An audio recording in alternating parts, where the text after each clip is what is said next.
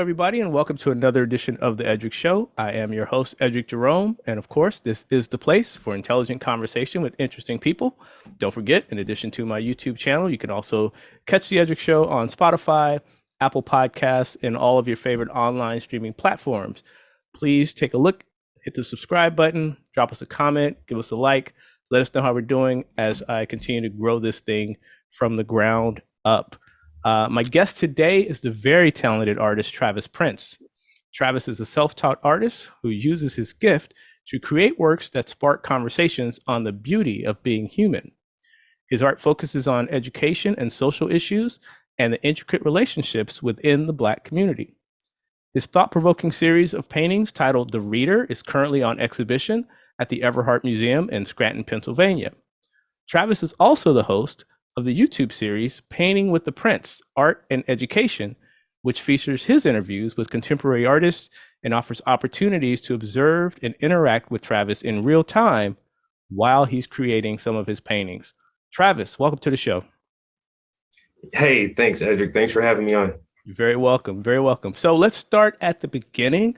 Where did you grow up, and when did you kind of know that you had a talent for creating such beautiful paintings?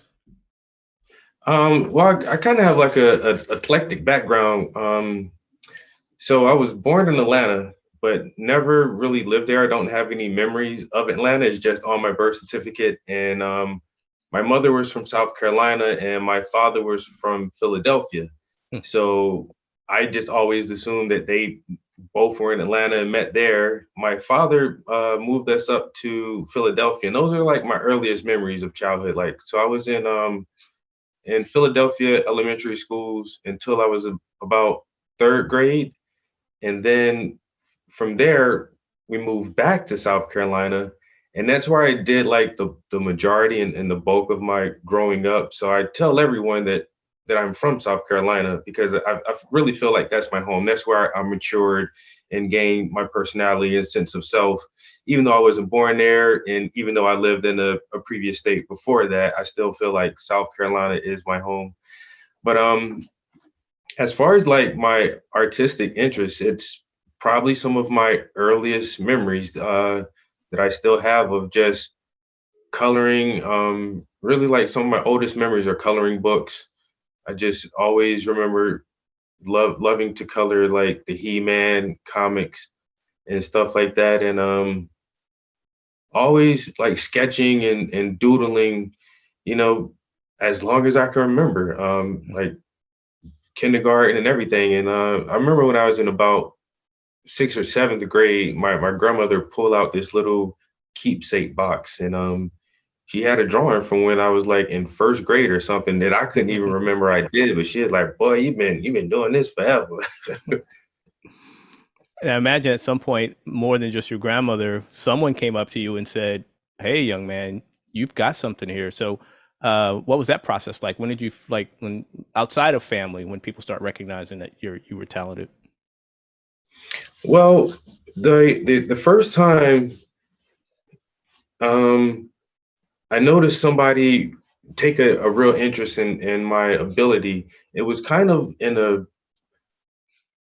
real like side-handed way. I can remember one time it was maybe fifth grade, and we were in art class, and our assignment was to draw an image from a reference photo. And the art teacher had like all these pictures of like flowers and ladybugs and butterflies, and everyone could pick a picture and try to draw that.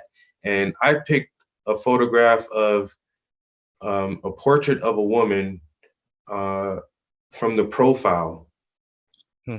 And throughout that period in art, I sat and I took my time and I tried to, draw this lady's profile.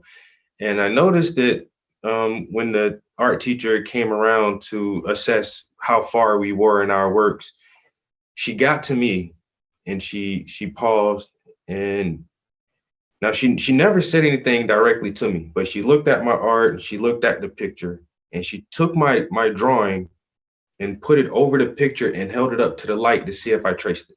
Wow. And so, but she never, she said it out, she's like, "That's real good." But it took me a long time to realize that the art teacher couldn't believe that I freehand drew this image at, at that age where I was at. And so I think in a way that's the first time that I understood that somebody else had acknowledged Hmm. the ability that I had to render an image. Hmm. And you describe yourself as being self-taught. Talk to me about that. What does self-taught being mean? I mean, did you have teachers? Did you have, or was it pretty much you just kind of figured it out as you went along? Yeah, well, I consider self-taught because I didn't go to university, and Okay. so once you're out of high school and you don't have the elective that you can select whatever you want to do, and like you try to gear yourself towards a certain career and delve into that aspect and have to pay for it. And that's why I feel like you receive like real training. And so, for the simple fact that I never attended college and never had like hardcore course studies in art history and concept and design and all of that, I ever had was just regular art classes throughout like middle school and high school. And so, in that way, I'm very lucky because the art teachers that I had in public school were very, very good teachers. Hmm. And I realized early on that I had learned a lot from them. Later on in life, in my mid 20s, I had a mentor in Virginia, and he recognized my ability at that time and told me that he taught some classes twice a week, and he wanted me to, come sit in one of his classes. And what he said was, I just want you to sit and observe and see if there is anything you can take from my instructions, because I showed him some of my work previously. He said, well, you know how to paint, so I can't teach you how to paint, but I can show you a different way of creating a painting. And so I took him up on that offer, and I sat in his class one Friday, and he gave me an assignment instead of I thought I was just there to observe. And he said, uh, he introduced me to the class, and then he gave me this canvas, and he started explaining this the first project he gives all his students. And he says, well, I want you to do this and do this. And I said, well, I thought I was just here to observe. He's like, well, if you're going to be here, you might as well do something. And so at the end of that class, he said, all right, I'll see you next Friday. And I'm like, okay, I'll see you next Friday. And I came back the next Friday, and he pulled out the painting and said, all right, this week I want you to do XYZ, and call me if you need any help. And at the end of that class, he said, well, I'll see you next Friday. And so the third week I went there, before class, I pulled him to the side, and his name is Bill Harris. I would consider him to be a master artist. And I pulled Bill to the side and I said, dude, look, I really enjoyed coming here. At that time, I think the class I was in, he had maybe 11 students in there. And I said, I want to keep doing this, but what are your rates, and how do I pay? I don't want to, get 4 and 5 lessons in, and then, Right. you ask for like a lump sum or something. Right. Right. Right. He's like, no, look, he's like, I try to quote him verbatim too. So he said, look, Travis, I do pretty well with art sales, and I have like tons of students, and I do pretty good with the art classes and workshops. So if one or two of my students don't pay for lessons, it's not that big of a deal to me. Now, you don't need to go telling everybody that, but if you continue to paint, that is your payment for taking my classes. Wow. I just want you to always continue to paint and to progress and grow. And I was like, you got it, dude. And I think that was the point when I really started taking it serious, more than just a hobby. And so I took his class for 2 years, never charged me a dime. And I honestly think in those 2 years, he advanced me maybe 10 years. if I would have just continued to paint on my own and figured out myself, it would have took me a lot longer to understand the techniques that he showed me in just those 2 years. In addition to that, obviously you were probably looking at art. Were there some favorite or some of your favorite artists, or were there someone whose art you saw and attracted you to it? I mean, how did you merge the technique with the inspiration from maybe some other artists? Well, it's kind of cliche, but like one of my favorite artists as a kid is just Bob Ross, you know? And I remember there was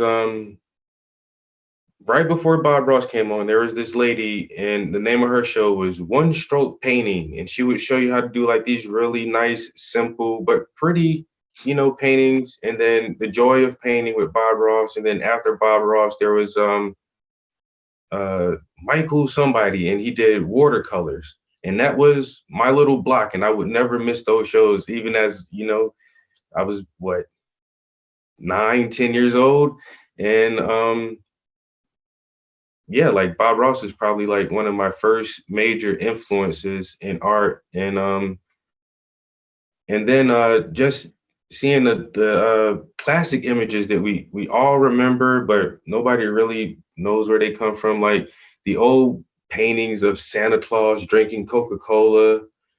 That's Norman Norman Rockwell's work. Rockwell, right, right. Yeah, and then like the old Boy Scouts covers and pamphlets and stuff, like that was all Norman Rockwell, and he was probably my second major influence once I started seeing more of his work and just the amount of detail that he would put into his pieces, and the way he would just make a normal, average, everyday scene. It looks grand and beautiful, and it's just a family having Thanksgiving dinner, or it's a kid at the barber shop, or a couple going fishing, and he just always found a way to make the mundane seem like brilliant to me. And just taking average everyday people and putting them on this scale, and kind of saying that we are all important. Everybody's important, and we go through our daily lives, but we all play and add a part to the human story. And capturing those little moments of like intimacy between just people and families just always really intrigued me about his art. And so he was definitely a major influence. And later on, uh, looking at people like Henderson, and it took me a while to get into Basquiat, but my middle school art teacher introduced me to some of his stuff, and seeing like how our art was a subcategory of art. Like you have art, and then you have black art, and it's like Hmm.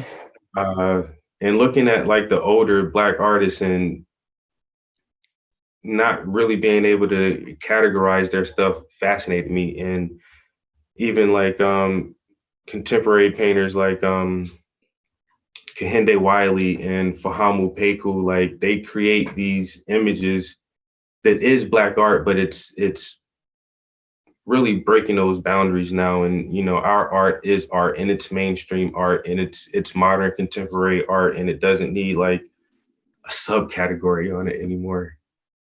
It's interesting you say that because actually my next question was about we often try to categorize art. We often try to put it in is it impressionism? Is it abstract? Um, and do you think that paradigm still applies? And if not, how would you describe your art? I think on a larger scale, to just for conversational reasons, we would have to like categorize broad sections of art. But my thing is the racial tones to it, Hmm. like uh Mexican American art. Like we don't need that. So if you want to have like postmodernism or impressionism or cubism, it doesn't matter what race you are. If you want to do surrealism or realism, it still doesn't. It all can fit into those categories without having like this racial tone to it, because even the greatest artists, what Pablo Picasso, took a lot of inspiration from African art Right. and African masks.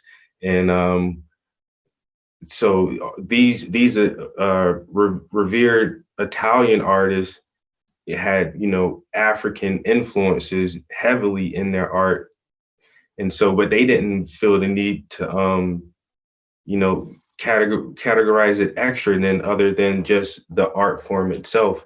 But with my art, it's kind of like I like to call it like realism, and not like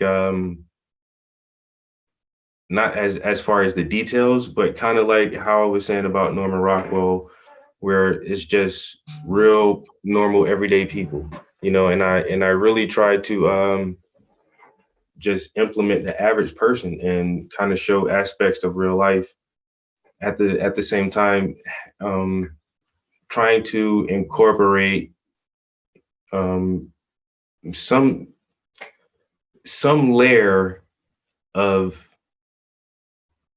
like meaning that would allow the viewer to start asking questions. And when I say that, is just that like some pieces of art are strictly aesthetically pleasing. You look at it and it's beautiful to the eyes, and it's appealing to take in visually. And but does it make you like think about something or question something, or what does it make you want to start a discussion over the emotional reaction that you receive from the piece? And so even though I try to use my portraits in a realistic way, I also try to add a certain layer of inquisitiveness to it and questioning to it, and just so that you don't walk away from the piece just thinking to yourself, "Oh, that was pretty." You walk away from the piece thinking that, "Wow, well, if that image is true, then this thing that I was thinking, or this thing that I was feeling, has this same correlation to it."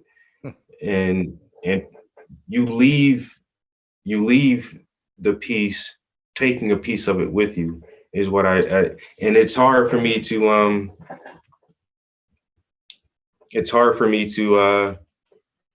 like categorize that in a type of way, so I don't like being pigeonholed into like a certain genre. And the more that I understand abstract art, I have been implementing a lot more abstractions into my portraits to convey different types of emotions.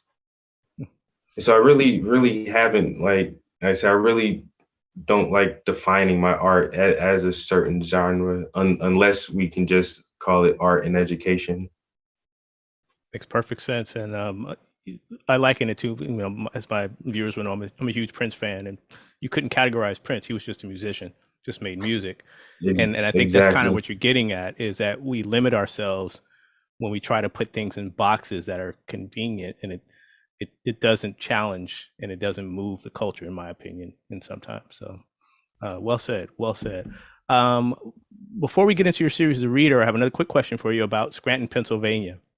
And unfortunately, I'm out here on the West Coast. My only knowledge of Scranton, Pennsylvania, for the most part, unfortunately, comes from the political world, where it's often used as a example of quote unquote middle America, or not even middle America, but working class, blue collar, white areas, right? But in doing my research on you, and learning more about you, and where you are, there's actually a really thriving African American community in Scranton, Pennsylvania. So maybe you can touch a little bit on that, and the role you play, in helping to create that culture there? Yeah, so I moved to the area about 12 years ago, and it only took me, no lie, it took me like 2 weeks before I had to Google the demographics of this area. And I'm like, I'm going into a restaurant. I'm the only black dude in there. I'm in the grocery store. It's just me and the cashier. We're like the only two black people in the entire grocery store in the middle of a Saturday where it's like, you know, 40, 50 people in and out the store right now. And it's like, wow. So uh demographics, African American, 4.9%. And the population is like 89,000 or something. And so I started to kind of seek out, the community. And it's like, where y'all hiding the black people at? And so really, even at that time, I was really in a nice groove with the art. And so as soon as I got here, wherever I go, I look for museums and galleries. So I got here and became a member of this one gallery. So just to be out in the public and to mingle and to meet people. And it just so happened that I met this wonderful young lady, and she invited me to do a pop-up art exhibit with her. Um, and through her, that's when I realized, okay, there are like a nice black community here. And what she was doing at the time was trying to research uh, the accomplishments and the influences that the African Americans have had in the Northeast PA region and the Lackawanna County, which is where Scranton is based, is in Lackawanna County, and just to see like how long have we been here, and what have we accomplished since we've been here. And so she delved deep into the historical archives and found out that we've been here since the mid 1800s, early 1800s. And we had our own mail couriers and our own fire department, and we own hotels and a bunch of stuff in the area. But this was during like the coal mining era too. And so after the coal went out, and the industry subsided a lot, who loses their jobs first, and Right. a lot of people migrated out and tried to find prosperity elsewhere. But there's still a nice thriving community here. And my friend, she created a nonprofit organization called the Black Scranton Project, and it is dedicated to researching and archiving all the historical achievements that we've been able to dig up in this area. And a couple of years ago, we were able to acquire an old bank building and make it into our center. And so we're currently going through the renovation phase. And so hopefully next year we can like open the center up to the public and really give the African American community a home base for all our after school programs, summer programs for youth and young adults. We're going to implement like every aspect of STEAM, science, technology, engineering, art, math. We plan on having a production studio, a recording studio, teaching basic home ec skills, gardening, self-defense, meditation, anything that is used to build a community, and any individual who is proficient in the skill and is willing to help educate the next generation. We're trying to build a central hub for all of that.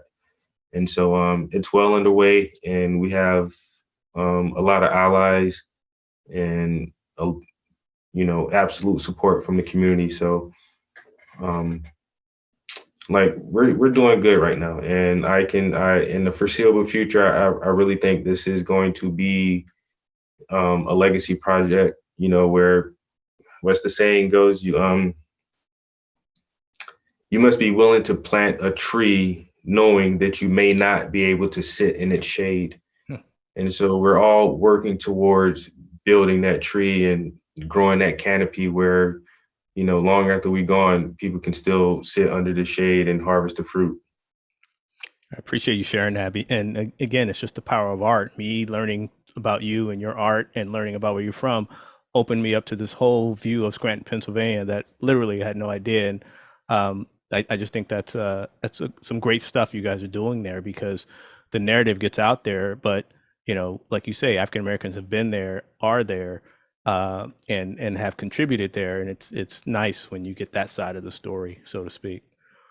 Um, Let's talk now about your series, The Reader. I had a chance to see some of those pieces in person. Um, Let me ask you, what motivated you to create the series? And that's the one I mentioned in the opening. It's currently showing at the Everheart Museum in Scranton.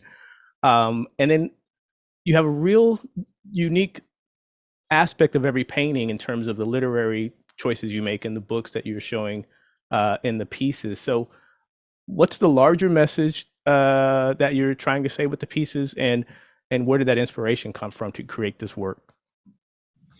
Um, the overall message is we need to read more. Simple as that. Um, the old saying is you want to hide something from a black person, put it in the Put it book. in a book. You Right. know, and and so for generations we were denied education. And the little bit of education that we were given was tainted and twisted in order to serve the individuals that were giving us this information. And but one amazing statistic that I heard was that during slavery, um, it was something like less than 10% of enslaved people were literate. Very, very few individuals could read anything at all. And if they were able to read, it was more than likely some passages from the Bible that told them to be good slaves. Um, After slavery ended, I think they said maybe 40 years, um, about 40 years after slavery, I think the numbers went up almost to 50% of the African Americans in the country were literate. So it's not like they couldn't read; they were just denied the education. And individuals understand the power of the written word and giving it an intrinsic value. And I really think that we've strayed away from wanting to educate ourselves from our own perspectives. And so I've always been an avid reader, almost parallel with my art. I really, really enjoy reading. As a kid, uh, it was the comic books for me because it's art at the same time. You're reading Mhm. these beautifully crafted stories about these magnificent individuals with great powers, and every page is just bold and bright and colorful, and the characters are just amazing. And so going from comics to graphic novels to the classic adventure stories and sci-fi stories, Huck Finn and uh, of Mice and Men and Lord of the Flies and all these great tales, the Great Gatsby and all these things. And I love that type of literature growing up. And I remember I was 34. I was 32 years old and was in a conversation with this guy, and he said something about Dr. Frances Cress Welsing. He's like, "Cause you read her book, right?" And I'm like, "I have no idea who this lady is." And he's like, "What?" He's like, "Man, you ever seen Hidden Colors?" I'm like, Nah. Hmm. He's like, oh man, I gotta let you borrow my copy of Hidden Colors. And so a young guy from I think he's from Baltimore, Tariq Nasheed, did this documentary entitled Hidden Colors. And so I watched that and I was just like, holy crap. I've never heard of any of these scholarly, educated African Americans telling me our history from our perspective. And it blew me away. And I was like, who are all these people? Who is Dr. Ben Yakinen and uh, Dr. Amos Wilson and Francis Kress and Ivan von Sertimer? And I'm like, I've never heard of any of these people. And so I was extremely taken aback that, from the simple fact that I love to read so much and I would consider myself a pretty bright guy. And even went to like a semi-private high school where I felt like I got like one of the best educations, and I read like more books in high school than I can remember. And somehow I was still being presented information that I was completely unaware of. And it made me feel very, very uncomfortable.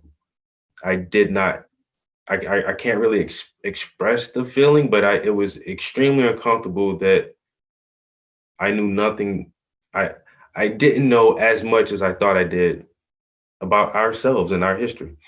And so I took it upon myself to seek out these authors and read their writings and see their perspective, because um, they're historians and they're psychologists and they're uh, you know these are very learned people. And so the first book that I read was the Autobiography of Malcolm X. And once again, just being so cliche, it's like I need to start somewhere. And so as I'm reading this, it's like it halfway through the book, I was so like entwined with this thing. I called my aunt, and because one of my aunts always bought me books for every gift, birthday, Christmas, or whatever. She's like one of my biggest um inspirations when it comes to like reading. And so I called my aunt and I said, hey, why you ain't never get me a copy of Malcolm X? She's like, what? I'm like, come on, you man, you had me read all these books when I was a kid, and but why ain't you never give me this? And she said, well, I don't know. I didn't think you would be interested in something like that. And so now I felt like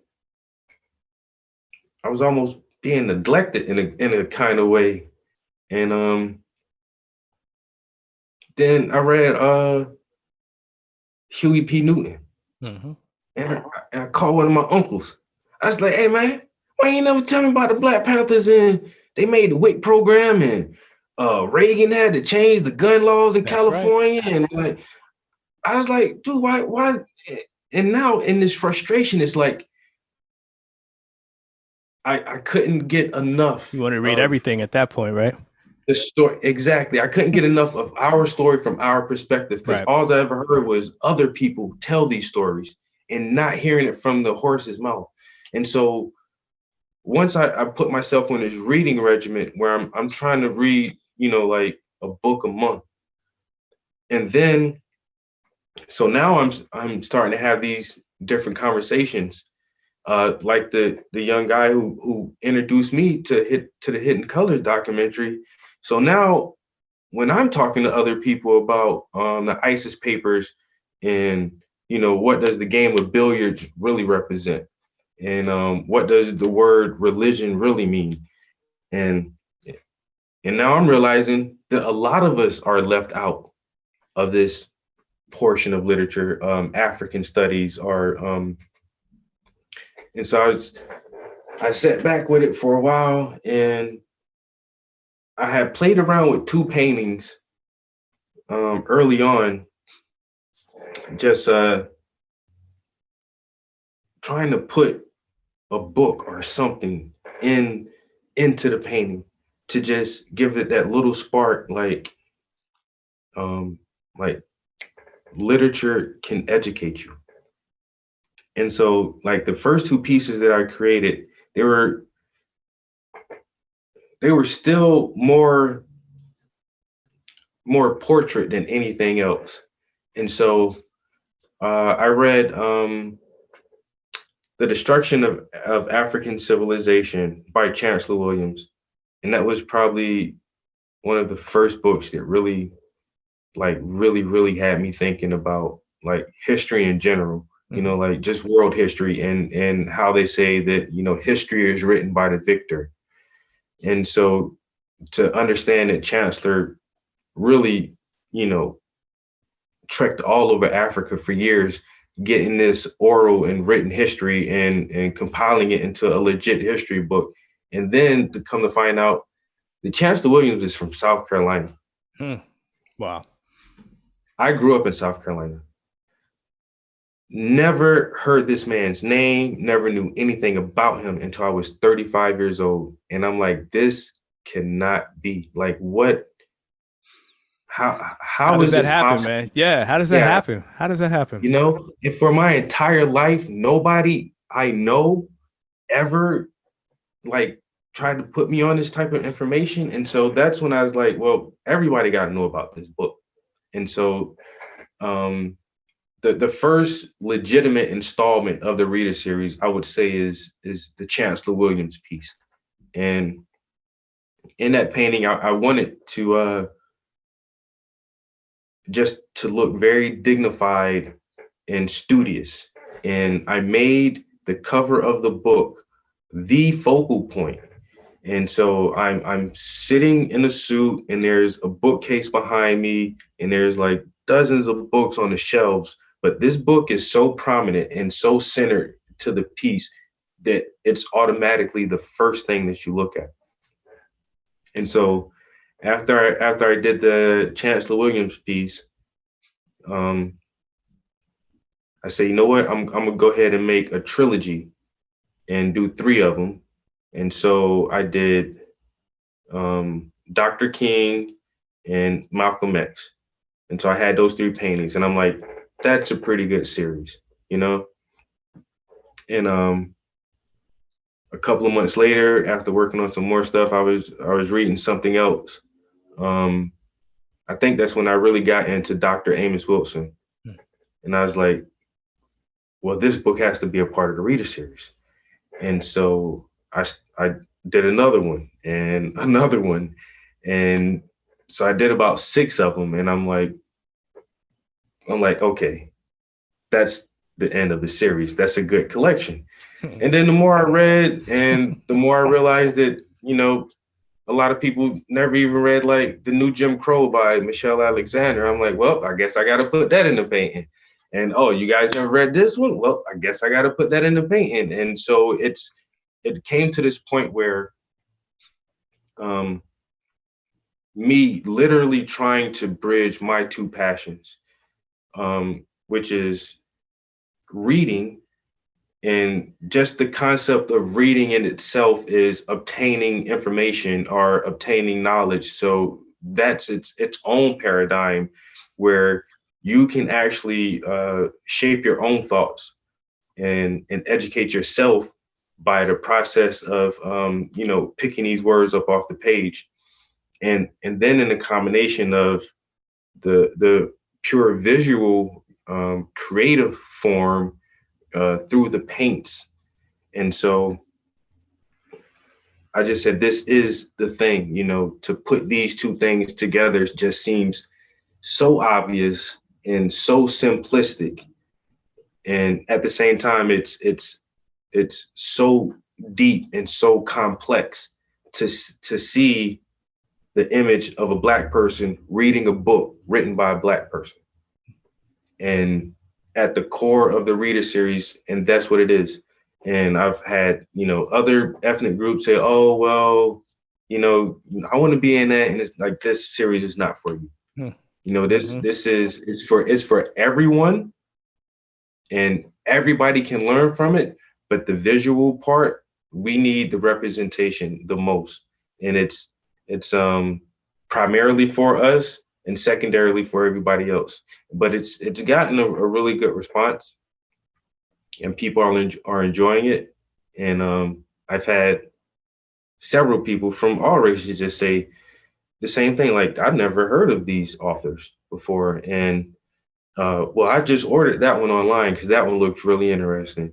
Or you know, the one that a lot of people do know is the narrative of Frederick Douglass. Mm-hmm. And I've had two people say, "Well, I did have to read that in college," and you know what? It makes me want to read some of these other writings as well. And it's that spark and in the viewer's mind that say, maybe I should try to educate myself a little more. Maybe if I hear the story from a different perspective, I will have a better overall view of the what's reality, because there's, you know, three sides to a story: your side, my side, and then there's the truth.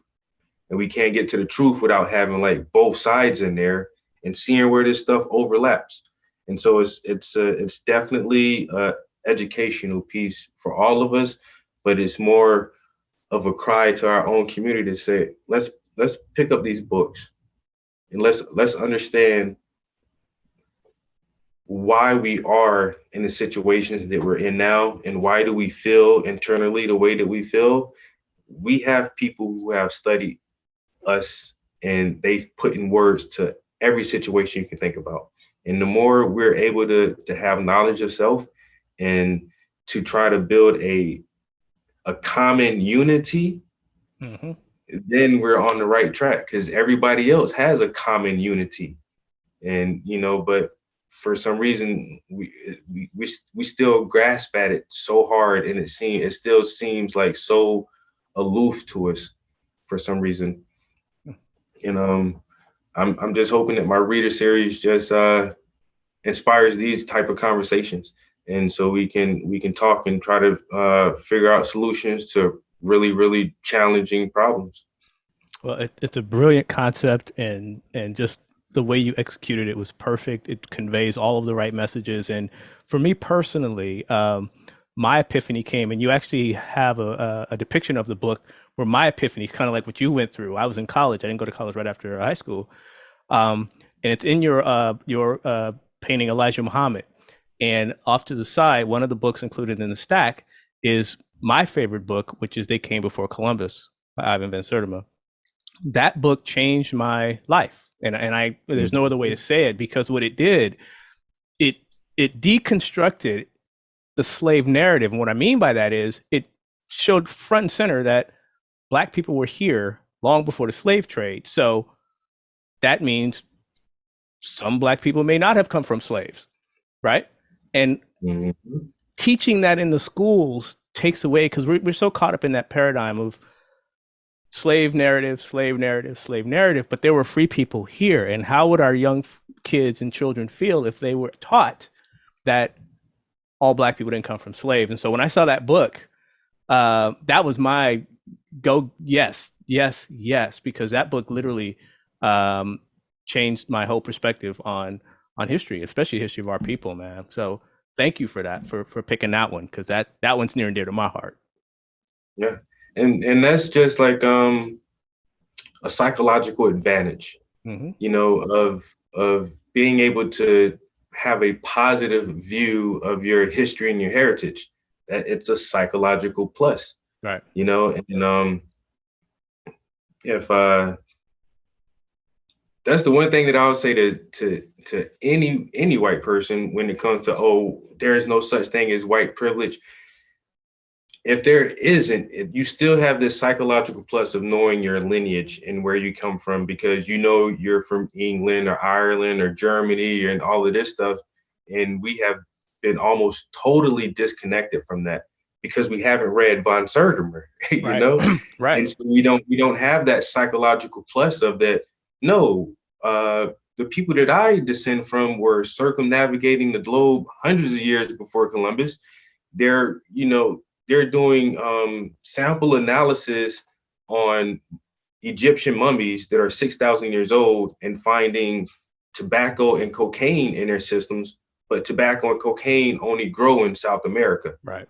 And Right. so before any light skin or any other variation of people were around, we were already doing trade goods between South America and Africa hundreds and hundreds of years ago. And so this is a psychological plus that most people don't understand, that we were already over here starting our own cultures and our own civilizations. And I'm currently on this other thing. I haven't read anything on it specifically yet, but I've listened to a few people doing podcasts that saying that maybe early on, a lot of the enslaved, quote unquote, African Americans may have been indigenous to this land and were already here, and got mixed in with people they were bringing from other parts of the world.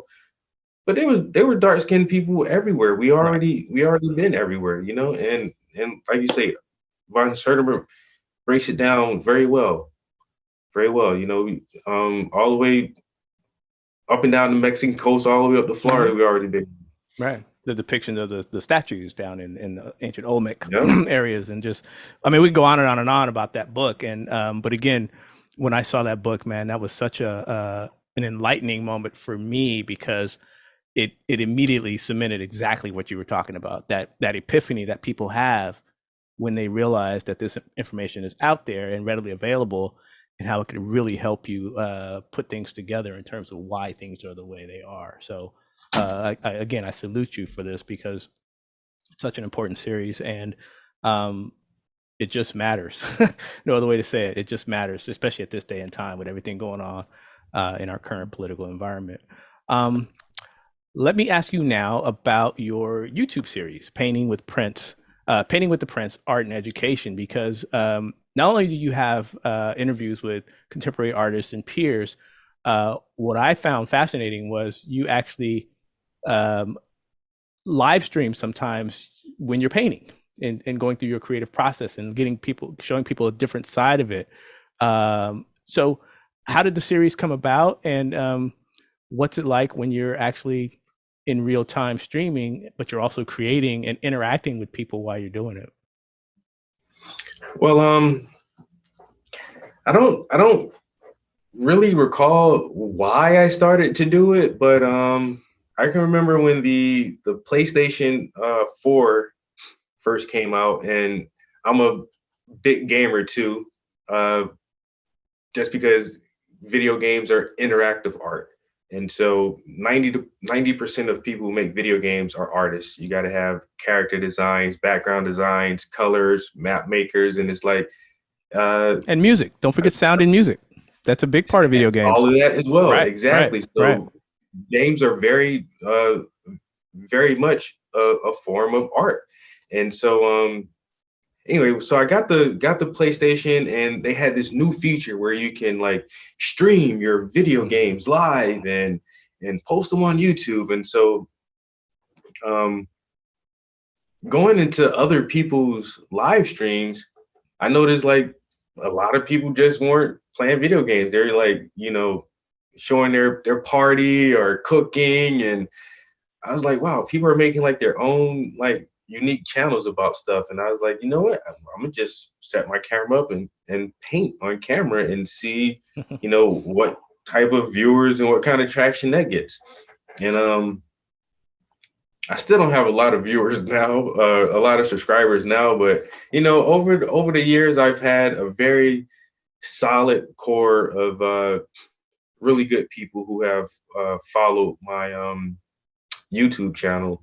And one of the main reason I wanted to do it is, once again, I'm just a major fan of Bob Ross. Like I say, ever since a little kid, and I figured I can just make my own Bob Ross show and do the thing like that. And but actually, and I think what all those painter shows, how they intrigue people is is the process itself, because you can go to a gallery or a museum and look at some very beautiful art, but without seeing those hours and hours that it takes to like actually create this piece, and to see it come to fruition from a blank canvas. And I can't do it as fast as Bob Ross did it, because he'd do a painting in 30 minutes. A lot But of trees, man. A lot of trees. oh yeah, a lot of trees and waterfalls. Right, right, right. but I think the viewer has a more in-depth understanding and a deeper appreciation, and engage more, and build somewhat the same connection as the artist, when you can see the process that the piece has to go to before it's finished. And and once I realized that people were enjoying it, I've just been doing it ever since. And so I've been doing a live stream for about 6 years. And maybe about 3 years ago, um, I met this one guy, and he's a filmographer, and he a videographer, and he does like all the recordings for like the city's public works, like city council meetings and Mm-hmm. county meetings and all those things. And we were talking one day, and I showed him my YouTube channel. He's like, "You should make this into like a real show." And I'm like, "I don't have any way to do that." He was like, "Well, we have access to the studio, and so if you want to have like a real studio show, we can do that." And I'm like, "I don't think I want to do that, because on my YouTube channel, I can curse, and You eat I can cereal if say you want whatever. to. I can eat cereal. I can do whatever I want." Right, right. But if this is going to be like aired to like the public, I would have to be like like more professional and more constrained. And I was like, I don't know if I want to do it that way. And then like a couple of months later, he made the suggestion again and said, "Hey Travis, I really think like if you got in the studio, um, I think people would watch it." So I was like, okay, let's do this thing. And so I asked a couple of people if they wanted to be interviewed, and um, got in the studio, and it's and so the one thing is that my live stream and my studio show are like two separate things. Sure, I live sure. stream from the house, and the more professional show is called Roundtable Discussions. Okay. And so before the first episode is like, "So how do you want to do this?" I'm like, "Well, I don't want nothing big. I just want me and one guest at a time." And so we got the name because the table in the studio was round. And I said, I just wanted to be like a Charlie Rose setup, and just like this, a interviewer and one guest, or a host and a guest. And so he said, "Let's do it." And so we did a couple episodes, and a lot of people liked it, and it aired on our public access channel. And so he said, "Hey, we got to do some more of these." And so we have 2 seasons now. I think it's 18 episodes. And so what I try to do is just find local artists and introduce them to the community, Mm-hmm. and ask everybody the same questions, like, how did you get into art, and what keeps you motivated, and what keeps you inspired, and how do you balance the new digital art world with the traditional art world, and just try to get people's perspectives on art in general. And I really enjoy doing it. I still enjoy doing my YouTube live stream more, because like I say, it's in my own studio. I'm at the house. I'm way more comfortable. Mm-hmm. Um, Mm-hmm. and but getting to sit down with the artist, and hearing their words, and so you don't have to like interpret their art. And some people leave their art up to interpretation. But I really love art, and I like to understand how other artists think. And so being able to admire a piece of art, and then talk to the creator and ask them to break it down. And so what led to this idea, and how did you tackle this problem, and did you have issue with this? And it really fascinates me, and I just enjoy having those conversations. I have a couple minutes left. So first, I want to thank you because I first met you at our initial iArt Sassoon, which was our inaugural cultural festival here in Sassoon City, where we had artists and dance and craftsmen, and you came all the way out here for that. So and you were rocking the iArt Sassoon jersey on one of your live shows. So thank you for that too, for the shout out. How did you hear about that? And what motivated you to come, this far, all the way out here to California to participate in that event? So I think I actually I'm a subscribed to this website called Entry for Artists, Okay. and it just gives a list of all the open art exhibits across the country. And I've just been wanting to come to the West Coast and like share my art over there for a long time. And so I seen that there was the event going on, and I went to the email and said, "Hey, I would love to come out there." And they showed Princess some of my art Hmm. through via emails, and she was like, "Yeah, dude, this is great. Come out here and fellowship with us." And so I was lucky enough this year to win a artist grant, the F. Lamont Beelan Art Scholarship. And in my proposal, uh, putting on an art tour was the main focal point. And once again, I think the Reader series is such a strong body of work with a really prominent and powerful message that I need as many people as possible to see these things in person. Hmm. And so,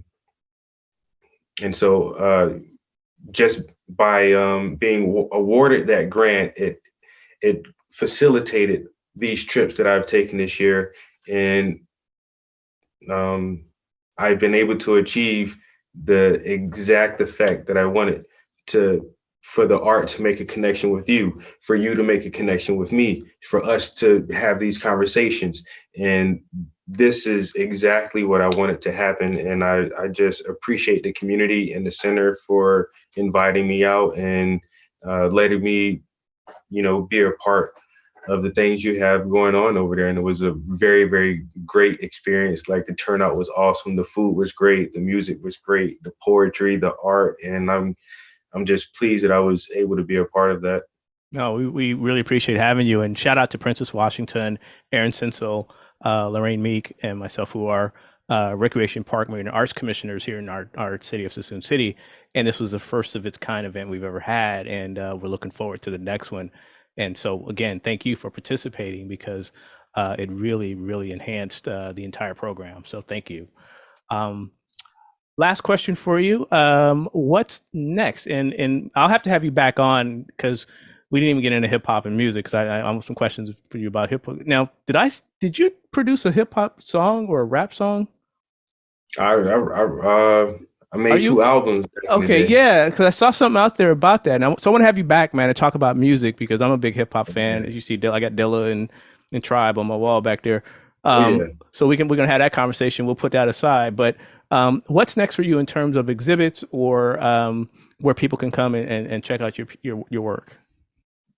So, like you mentioned several times before, I'm currently exhibiting at the Everheart Museum of Art and Science in Scranton, PA.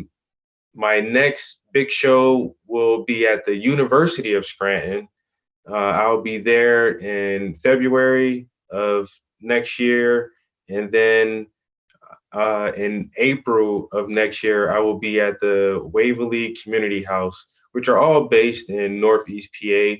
But I'm still looking to take one more trip somewhere, but I'm not exactly sure where yet. So I've been to Kansas City, Tennessee, and California. So there's still enough in the budget to try to go one more place. So that's still undetermined.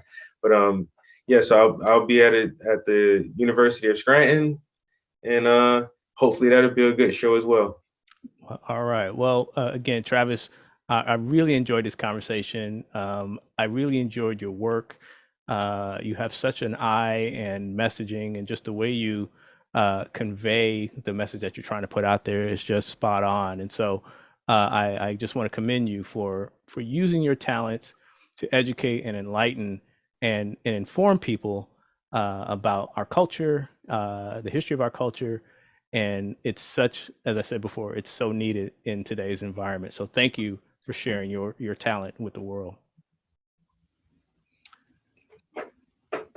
All right, this is the Eddrick Show. I am your host, Eddrick. Oh, before I do that, if people want to get a hold of you or they want to see your work, I'll put some links in the description on the YouTube channel. But where can they go to get a hold of you?